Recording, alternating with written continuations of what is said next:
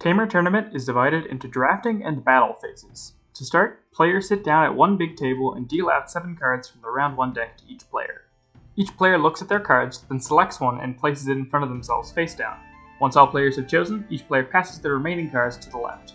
Repeat this process until each player has drafted 5 cards. The 2 remaining cards from each pack are returned to the round 1 deck.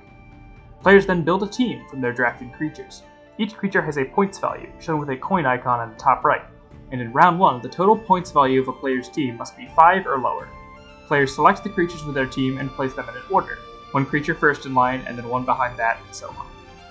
Players now face off one-on-one against an opponent, determined either randomly or just with the player sitting across from them. In the event of an odd number of players, one player will play against a set of random cards from the deck. In combat, the creatures at the front of the line deal damage to each other equal to their power. Mark damage using black dice. When a creature takes damage equal to or greater than its health, it is knocked out and removed from the line. The creature behind it then becomes the first in line.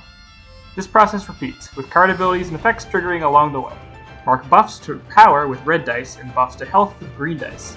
These buffs are removed after combat. When only one player's creatures remain standing, that player records a win. In an event of the tie, both players record a win. Players then return to the drafting table to draft round 2. The creatures in round 2 are costlier, stronger, and have even more unique effects than the cards you've seen. This time you'll pass your cards to the right, otherwise it works the same as round 1. Once drafting is complete, you can now build your team. You can include all of the cards you drafted in both round 1 and round 2, with a points cap of 10.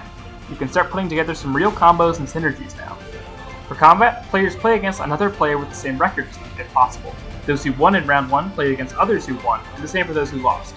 Record each player's final scores, then return to the draft table for round 3. Round 3 has the biggest, meanest, and most powerful creatures yet. The combos you can create with all 3 rounds can become incredibly powerful. In draft, you'll once again pass to the left, and in deck building, you'll have a cap of 15 points. Once again, you'll play against a player with a similar record to yourself in the final round. Once the finals are complete, the players with the best record is the champion. If 2 or more players tie for the best record, you can either play tiebreakers or simply share your victory.